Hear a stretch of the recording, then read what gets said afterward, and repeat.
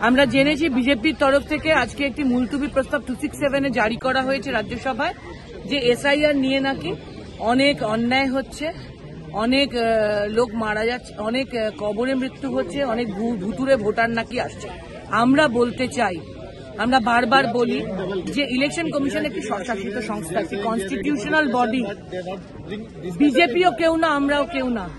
BJP এ ব্যাপারে নাক গলিয়ে প্রমাণ দিচ্ছে যে তারা আসলে গণতান্ত্রিক অধিকারে হস্তক্ষেপ করতে চায়, তারা ইলেকশন কমিশনকে মনিটর করতে চায়। আমরা বলতে চাই যে ওরা মিথ্যা প্রচার করছে, ওরা অকারণ অন্যায় মিথ্যা কথা বলছে।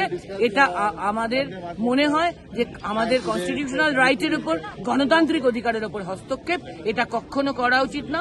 যদি কোনো ভুতুরে ভোটার থেকে থাকে, বিএলওদের নিয়োগ করেছে ইলেকশন কমিশন, এসআইআর প্রক্রিয়া চালাচ্ছে ইলেকশন কমিশন। যদি কিছু অভিযোগ করার থাকে ইলেকশন কমিশন করবে।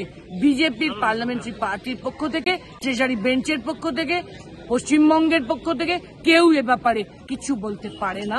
এটা আইনানুগ নয়।